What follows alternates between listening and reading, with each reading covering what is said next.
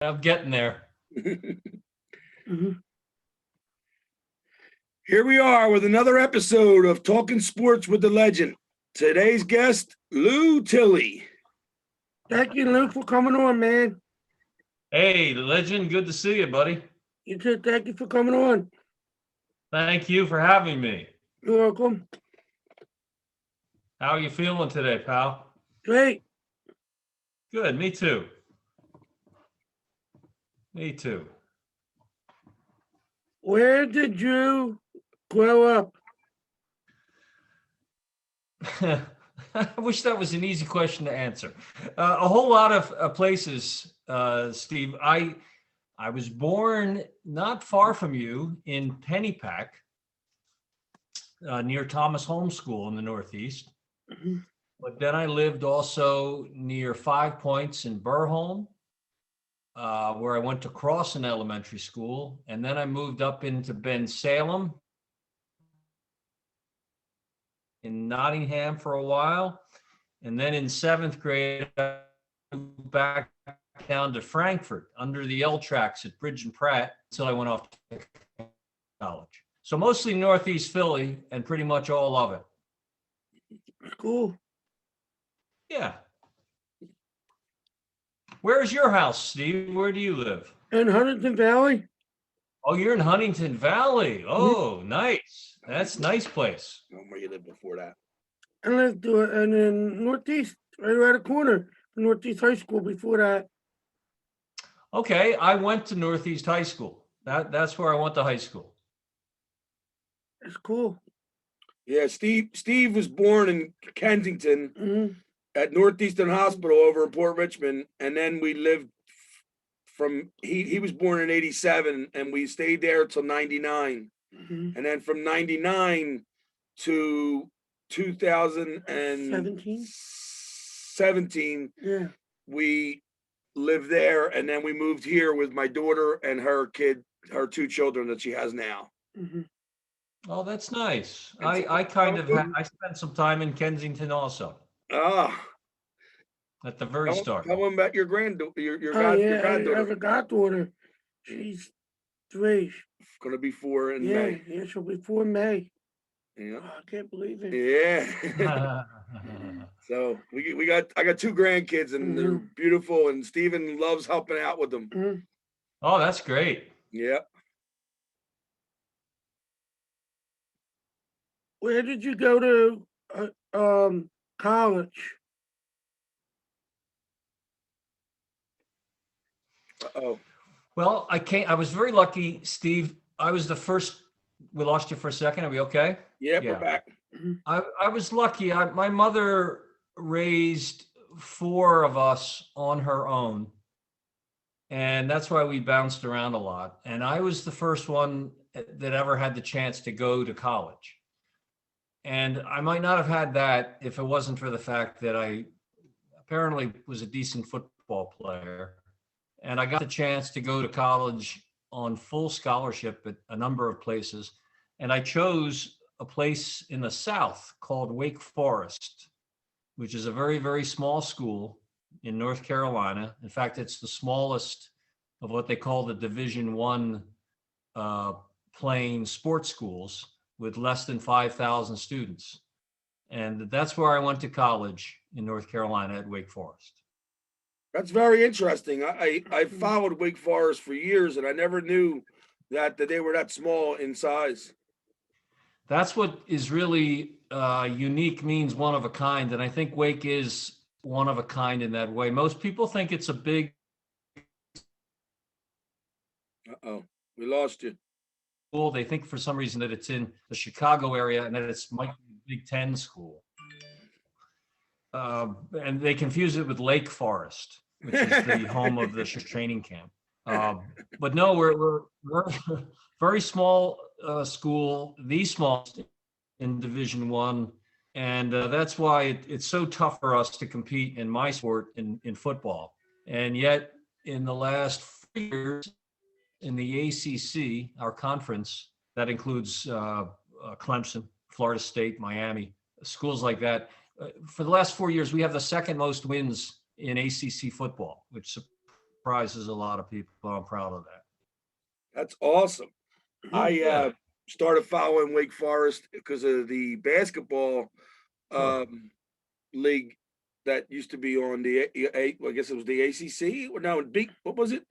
Oh, Uh, that's it. That's it. We're part of the ACC. ACC. Yeah. Yeah, because a guy from around Philly, Eugene Banks, went to Duke, and they started showing all the Duke, Yep. North Carolina, Wake Forest basketball games, and it was really cool, Steve. We were able to watch Mhm. these guys because the one guy was from our area, Yeah. and they started they got a contract with one of the local stations. I think it was Channel 17. If I It was 17. It was Yeah, 17. wow. I was at Wake at the time, and Gene is now a friend. In fact, he was just named the athletic director at Gaston College back in North Carolina. Oh, that's awesome. That's great, Yeah. man. I followed his career the whole time. He went to local Philadelphia high school. Went to West Philly, and then he West went Philly. to Duke. Yeah, Yeah. awesome. That's Yeah. great. That's Yeah. great. Small world. Small Yeah, world. that's great to hear about that Wake Forest. That's something that a lot of Stevens followers probably didn't know. That's for sure. Actually, Wake has a lot of athletes that from this area, from our area that went to Wake. Not a lot of students in general, but a lot of athletes. For some reason, they recruited Philly heavily, particularly in football during my era. Awesome. What other sports did you play in high school? What other sports did you play as a kid?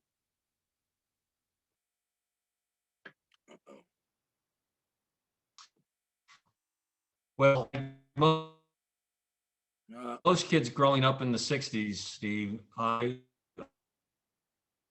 we lost you. I was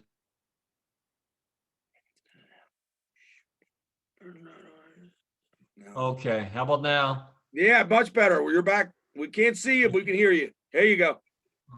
Okay. Yeah, we're having internet problems. There It you looks go. like. We got you. We got you. Perfect. Okay. All Well, I right. love baseball and I love the Phillies. And because I lived close to Connie Mack Stadium where they played in the 60s, I went to a lot of Phillies games when I was a little boy. Back then, you could take the bus on your own. When I was in fourth and fifth and sixth grade, I would go on my own to the baseball games. And I'd get there when the gates opened so I could watch every second of batting practice and infield practice. And that's when I fell in love with sports. It was through baseball, really. That's awesome. Cool. Let me just tell one more story, Steve. Mhm. You people of a certain age will identify with this. My hero was Johnny Callison, who played right field for the Phillies. Right over there, you're looking in my rec room there. There's a big picture of him over there, signed by Johnny, that says, "To my biggest fan, Lou Tilley, thanks, Johnny." When I came back to Philadelphia as a broadcaster back in 1986, I got to meet Johnny, and he became a personal friend. And I was very close with him until he died. And our heroes have a big role in shaping our lives. And I've always tried to keep that in mind. That's funny. That's I'll show my hero. so your hero. Yeah. All right, hold on. And my hero, Carly Lloyd. Oh, wow. That's great. Mm-hmm. Yeah, she's something. Yeah. I got to meet her 4 years ago. Yep. Yeah, 4 years ago I got to meet her. Yeah, so you're a big man with the Holy Family soccer team, right? And I'm one of the assistant coaches. Fantastic. Fantastic. Good for you. Thank you. What was your first job in TV and how did you get it? Well, this was one of the advantages of going to a small college like Wake Forest, which is a great, great school, by the way, much like Duke, which we've mentioned. And I was playing football and I was doing very well. And in my junior year, my third year, I was a middle linebacker and I was 6'3", 230 pounds, which is still good size. And I was fast and it looked like I might be heading to the NFL. But life changes in a hurry. And in my case, in one moment, I was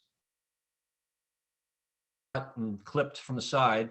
and my left leg was snapped in half sideways. And I tore my knee completely. I was disconnected, and I also tore my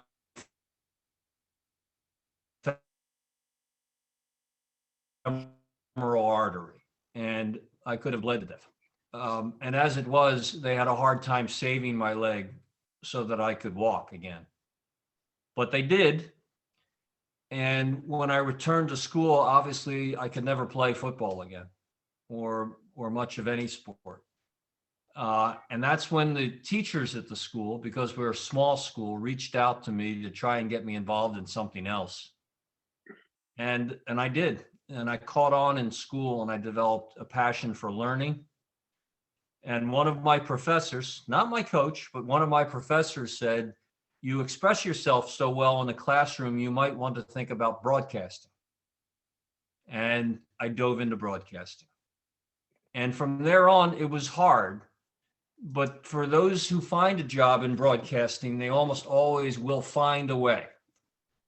And in my case, it was I volunteered to be a broadcaster for my own college station, for Wake Forest football, while I was still an undergrad. And by the third game that I was working as a part-timer, they liked me so much, they fired the regular announcer and made me the full-time announcer while I was still an undergrad. Cool. This was kind of a cool story back then. And there was a TV man in Charlotte, North Carolina named Ted Turner, who was famous for starting the Superstation out of Atlanta. And he owned a station in Charlotte, and he heard about me. And he had someone contact me, and I came in for an audition for TV, and they hired me, and my TV career was off and running. That's a wonderful story. I told Stephen I knew you were excelled in football in college, and I didn't know what happened to the career part of it. And I was obviously here in '86 when you started. And right away, you were a local guy, and it wasn't fake when, you were talking about the Phillies and the Eagles and the Flyers and the Sixers. And it was really cool to have somebody that sounded like us and, looked like a lot of us. He's a good looking guy, but he could tell he was always from Philly. And then he took that Philly stuff down to Wake Forest. And I mean, look out, what a wonderful story, huh, Steve? Yeah. Awesome. Yeah. Awesome. Yeah, it was a dream come true in a lot of ways. Yeah, because I told him I was a little too younger than you to follow your local career when you played at Northeast, because I was when did you graduate Wake Forest? I graduated Wake Forest in 1979. Right. So I was in high school. That was my sophomore year in high school. So Right. I'm a little bit behind you, but not Quit that bragging. not that far. You look younger than I do, Lou. So that's great. Oh, that's nice. Thank you. That No credit goes to problem. my mom and dad. This is some great stuff. When a good friend of Steve's hooked us up with you, Rick Leonetti, Yeah. and Rick's a great guy. And I'll tell you, Steven couldn't ask for a better organization when we hooked up with Rick and the AHA Foundation. Yeah, 5 years ago. 5 years ago, and I tell you, some of the people that he's met from just knowing Rick and people the places we go to for AHA, all the people are so wonderful. Oh, I think I lost Yeah, you're come back for a in and out second, now. guys. Sorry, we're here too. Am I back? Yes, you're back. Yeah. Okay. I just wanted to say a word about Rick. He and I played Little League Baseball together at Jardel for a couple of years. And I remember him well. And we met again about 4 or 5 years ago, right when he was starting his organization, down at the Maxwell Football Club Awards, where I am the MC and I produced the award ceremony. And he told me about your group, and it's nice that he put us together. That's awesome. Awesome. Yeah, he loved Johnny Callison too. He gave that was one of his heroes. That's awesome. Yeah, Johnny had a hard time at the end of his life, and he didn't let a lot of people in, but I was blessed and privileged to be one of them. That's great, especially to meet somebody that you used to go watch play and then able to interview when you got older. Exactly. Exactly. What, what, what was your favorite team to cover? Oh, that's an interesting question. Ah, two of them are about equal, but for the most fun, when I first got to Philadelphia, Buddy Ryan had just taken over as the head coach of the Eagles. And I was very good at reporting stories from the inside back then. And I got very close with Randall Cunningham, Jerome Brown, uh, Reggie White, Seth Joyner, Keith Jackson, and I'm missing someone, but I think you get the point. So I knew the inside stories on that team very, very well, and people were tuning in to me almost every night for the inside information on that team. And because Buddy Ryan was their coach, there was always a controversy. There was always an issue. And I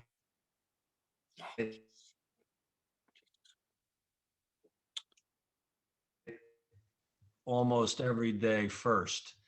And it was fun. And because of that, he tried to become my friend to give me his side of the story all the time. And then because of that, Buddy Ryan knew that Brayman was working me. So at press conferences, Buddy started calling me Little Norman because he knew I was the mouthpiece for Brayman. So it was hysterical. I mean, I look back on it now. Sometimes I shake my head and I say, did that really happen? Was Randall Cunningham really coming to my mom's row house down at Bridge and Pratt for lasagna dinners in his limo? And yeah, that did really happen. And that was great fun. Yes, that he was my favorite. I used to watch Bob Hope's All-American football team every year, and Randall Cunningham. A lot of people don't remember this. He made it as a punter. A punter, right? UNLV's football team. Right. So UNLV football team, nobody like ever followed them or nothing back then because That's they were right. a great basketball team. Mhm. So this guy, he comes out and he had a brother named Sam Bam Cunningham that played for the Patriots. So he comes out and he's got this afro. And he's like, "My name's Randall Cunningham, and I punt for the UNLV football team." And I was like, "That's my man." And then the next thing you know, the Eagles drafted him, and it was like, oh my God. When I found out he played quarterback and punted, and I fell in love with Randall from that point forward. Tell me about That's a your rookies. great story. That's a great story. Yeah, I got a lot of memories when you're involved in a lot of them with the sports. I swear to God, as soon as you start talking about that stuff, like I said, we used to turn Lou Tilley on first when you wanted to know something good about sports. You know, the other guys, some of them, we didn't know who they were, where they were from, or whatever. But Lou was our man, and Lou had another local guy. I ain't gonna mention, but I didn't watch him when he was on TV. I liked watching Lou. Yeah, we had a big rivalry, and he went to my high school too. So Yes, I know well. we had a rivalry that's still there. I worked for a company called Gold Medal Sporting Goods. Oh yeah. Remember that? I worked for them. Yeah, he was always sticking his nose up there. Yeah. Yes, he was. Yes, Yep. and I worked at the one in Cherry Hill, so I got a chance to meet a lot of the Flyers and their Right. wives. And it was funny. It was, and they had people come out to make appearances. And Yeah. Dick Vermeil came one time. Charles Barkley came another time. Wow. Dave Poulin, the gosh. Philly fanatic. Yeah, boy. Yeah. Yeah, I got to meet a lot of celebrities back then. Well, that was my second favorite team that I was going to mention was the Flyers of Mike Keenan that went to the 7th game of the Cup final against Edmonton. That was my second favorite team to follow. To this day, I'm still great friends with the old guys, Bernie, Kelly, Hound, Clement, and from the modern day team, Brian Propp, one of my best friends. Those guys are just, I can't even say enough about them. You know what I'm talking about. Yes, they're great guys, man. Great guys. Tell me about your Northeast days and how it got you involved in sports. Right. Well, Little League Baseball for me was my escape, and listening to Phillies baseball was my real escape. I grew up, without going into too much detail, Steve, I grew up in a tough family situation where my mom, who didn't have a job, was left with four of us to raise. And we really had to scrap. And I was the oldest. So I was pretty much the cook and the dishwasher and changing the babies and doing the wash. And didn't have a lot of time. But sports was my escape. And listening to sports was really my escape, and letting my imagination work.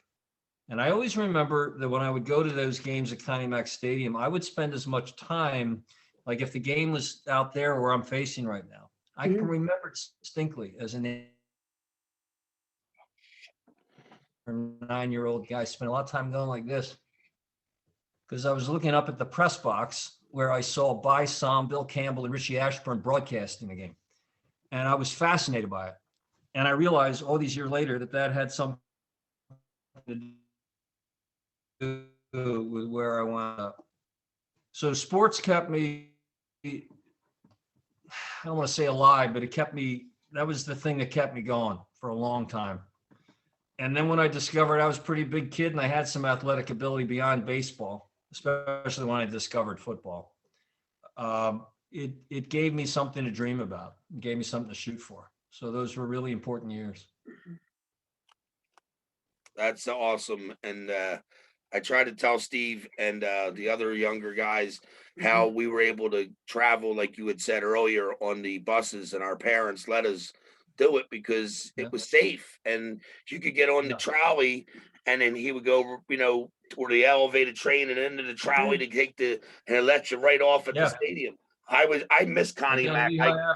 My dad was in the Navy, and he retired into Kensington in 1971. I remember taking you down to the vet. You used to do it with me. Yes. Taking hoagies after the game. Yes. And I used to take him and his older sister and younger brother, the three of them, every Mother's Day. I used to try to do it and give my wife a break and let the kids.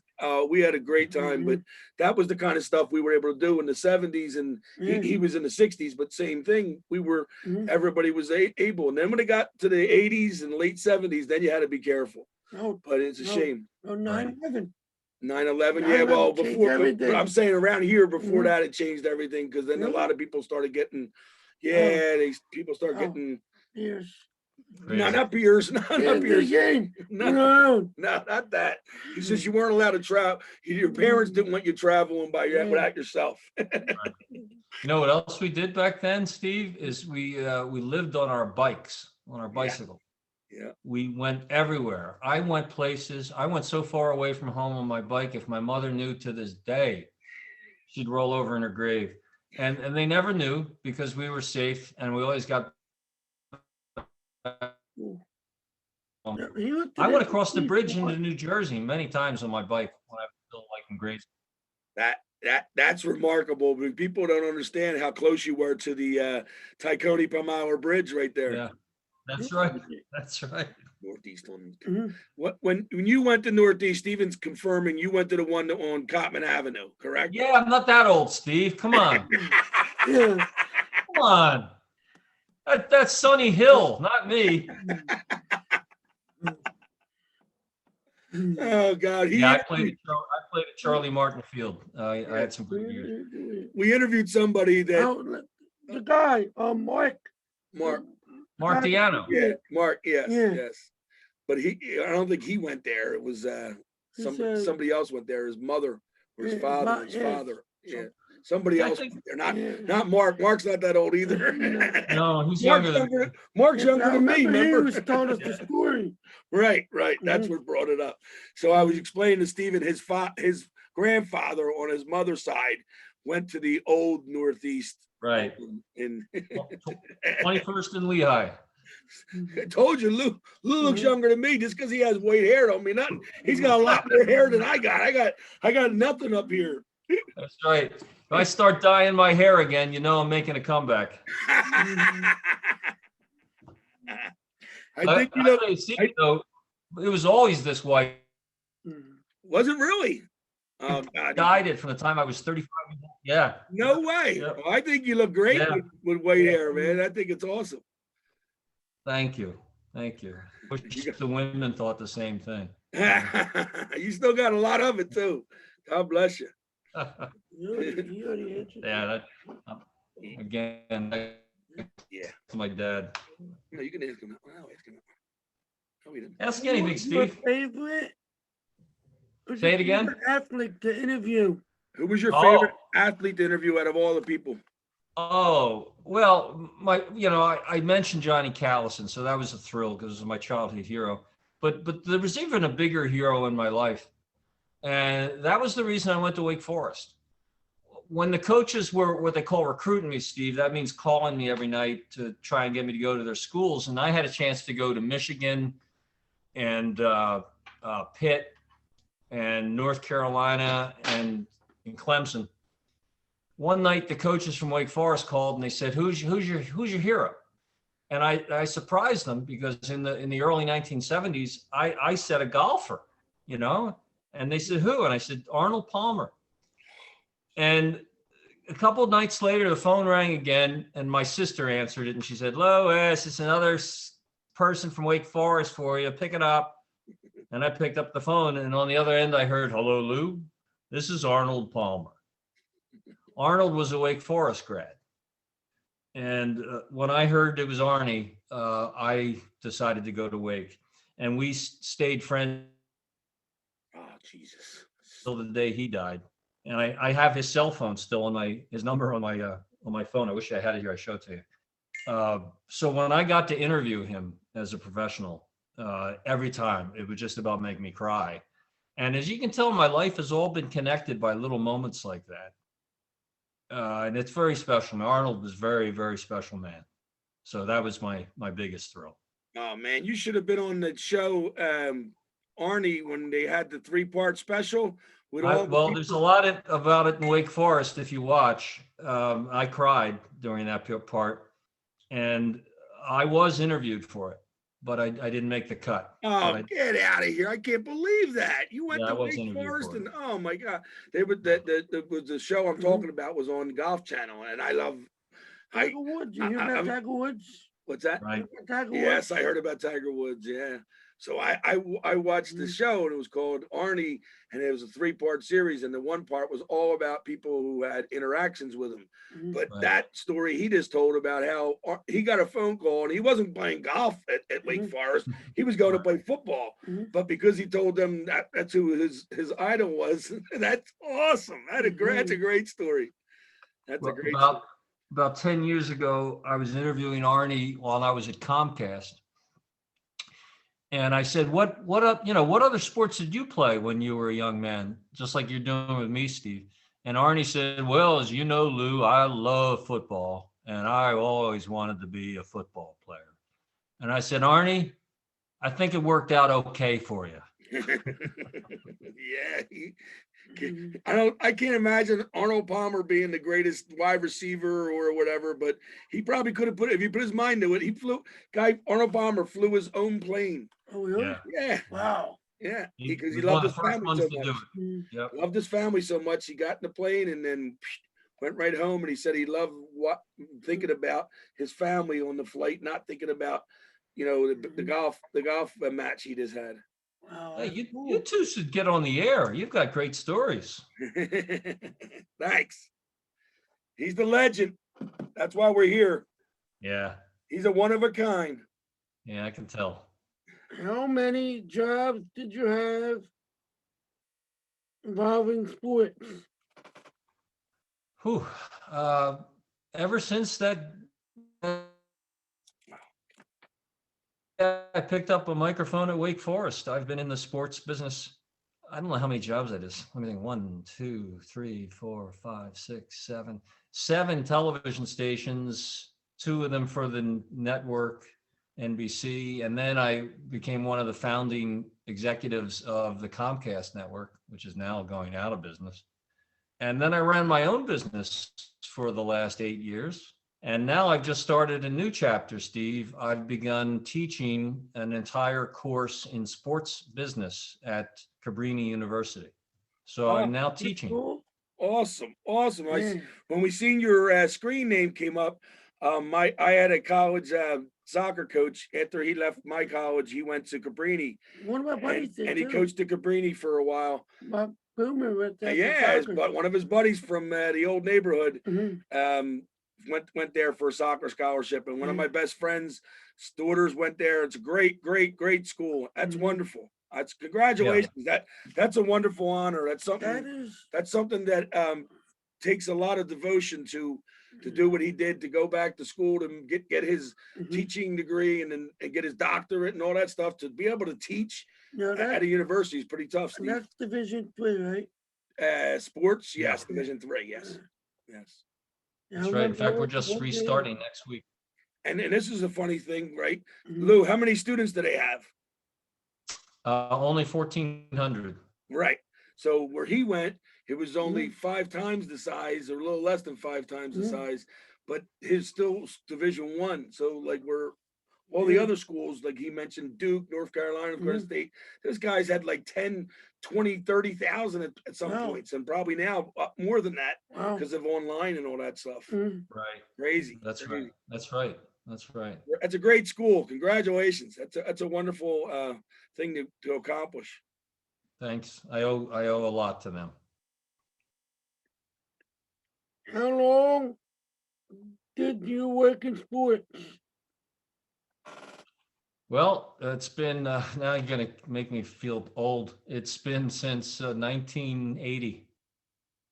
So I was on the air actively until 2010, but when I say actively, I mean nightly, but I've been doing play-by-play. I continue to do play-by-play college football and basketball to this day. Cool. Awesome. And this one went. Yes. Did you play sports as a kid? Oh, that's it. Yeah, you're right. Did you play sports as a kid? Oh gosh, yes, absolutely. And I'm sure that you tell the same stories. Where I grew up in Frankfurt, we didn't have a lot of ground or to play, so we played a game called stickball against a wall, where we drew a chalk box, which was the strike zone, and we'd fire a pimple at 90 miles an hour and try to hit it with a stick, with a broomstick, and that made me a great fastball hitter. And we played wiffle ball and what was it, wire ball and step ball and hose ball, anything you could imagine, anything. And I hit my first golf ball actually when I was in 8th grade. I found an old wooden shafted golf club in the neighborhood. Someone was throwing it away, and I had seen Arnold Palmer on TV. And so I was fascinated by it. And I found an old beat up golf ball. And at about 2 a.m, I snuck out of my house and went out into the alley behind my row house, where there was a tuft of crabgrass growing between the cracks in the driveway. And I put the golf ball down, and I took my wooden shafted 7-iron, and I hit my first shot ever, and luckily did not break any windows. I can't believe that. That's so funny. That is hilarious, because we used to do the same thing. I couldn't do it because I didn't have left-handed clubs. Mhm. But people would take their dad's clubs out and they would Right. put it on the cracks on the sidewalk, like he said, Right. crabgrass, and in Kensington, and wham. We had a lot more factories where we were at than where he was at. So we could, Right. the stick ball he was talking about, we used to play it Yeah. halfies, and we would play it in between the factories. The first floor was a single, second floor Right. was a double, and you Right. went up the line. Oh, wow. So I started playing golf at, I got all the kids in my neighborhood. This was really weird at the time to play golf. Yes. And we would all walk to Juniata Golf Club in the middle of Port Richmond. There's a public golf course where you hit your golf ball off of old beer cans and broken beer bottles and stuff. And 3 months ago, guys, I was invited to play for the first time ever through my associations from Wake Forest.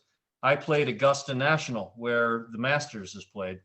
Oh, And I was telling this story to the caddies and the guys in my group around the 7th hole, looking out at that amazing golf course and telling them about hitting golf balls off of broken bottles. And I'm not kidding about that. And I almost started crying. I thought, can you believe I'm here? How did this happen? yeah. Steven's been up Juniata Golf Course.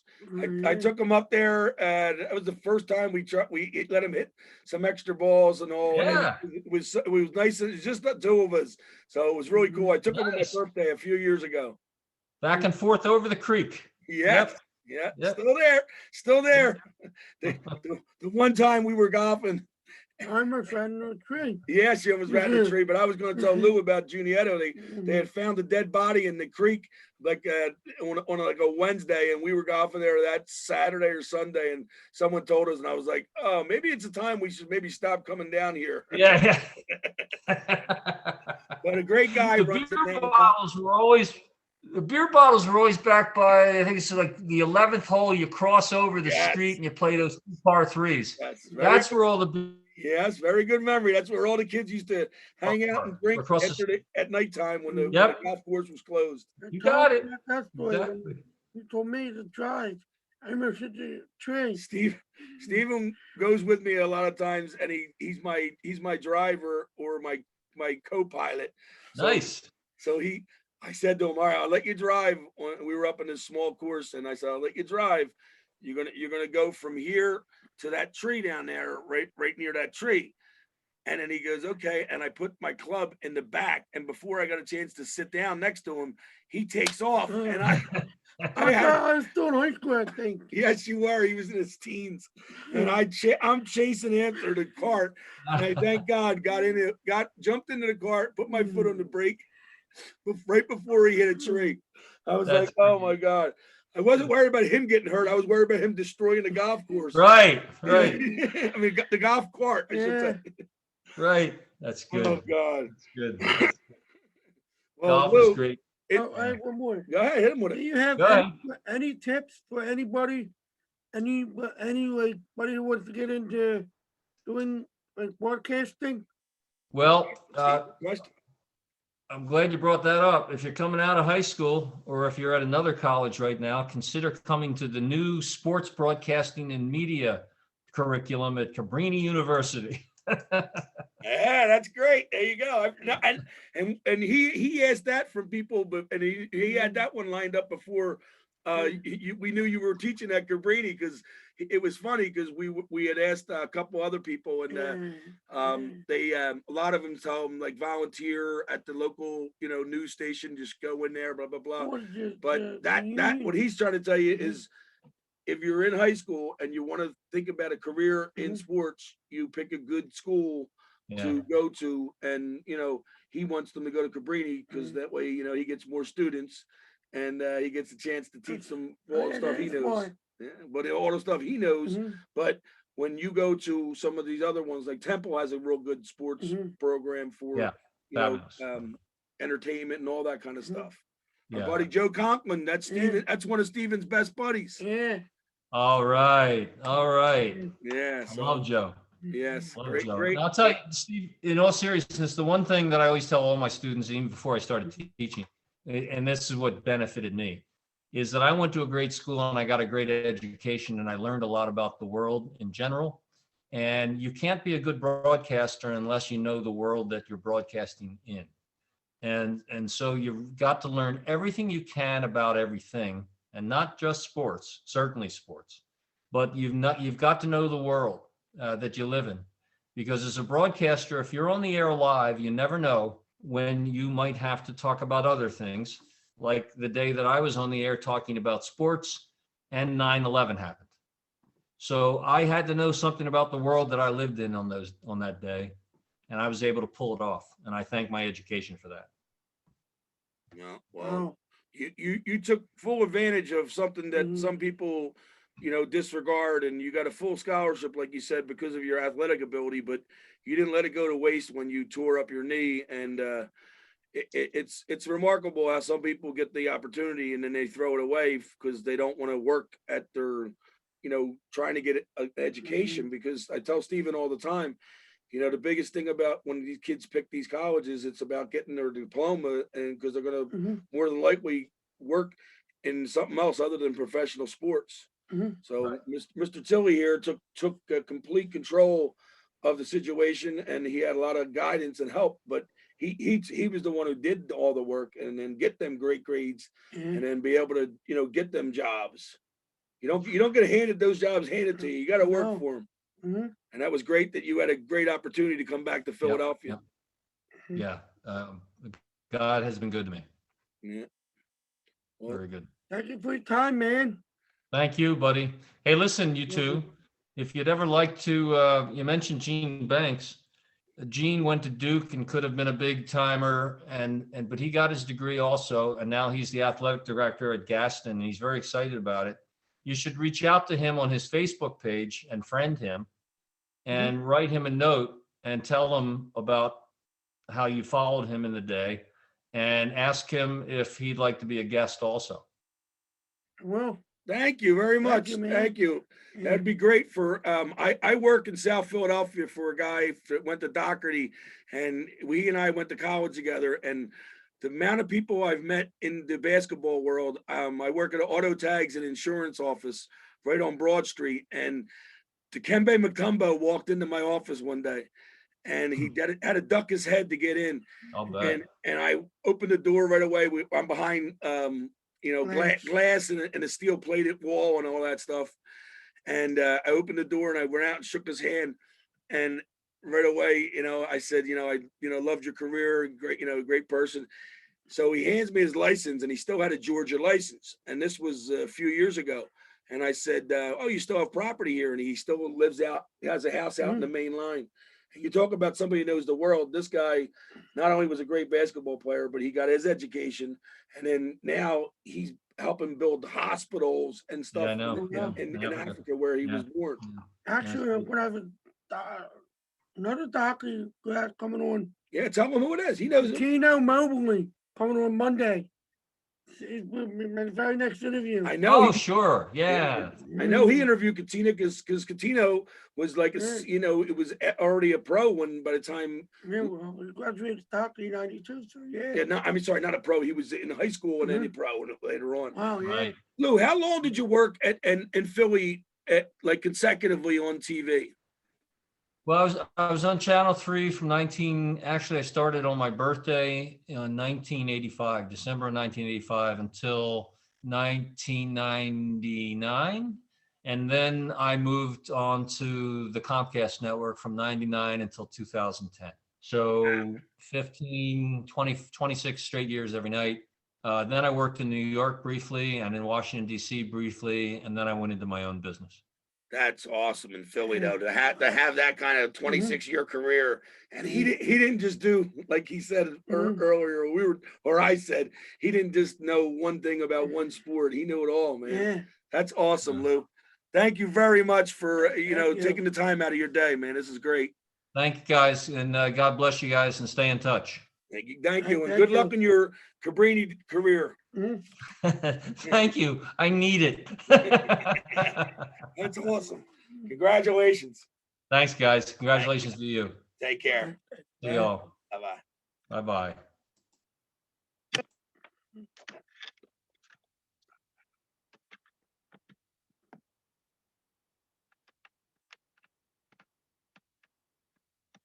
This interview was sponsored by Lachlan Incorporated. We have two locations, one at 4609 Tarsdale Avenue and the other one at 1210 South Broad Street. Mention the legend here and you'll get yourself $5 off of tag deal, and we'll take care of you just like we do all our other customers. We do auto insurance, notary, and tags for cars, people coming into the state to register. Good luck. Thank you. And thanks for watching The Legend.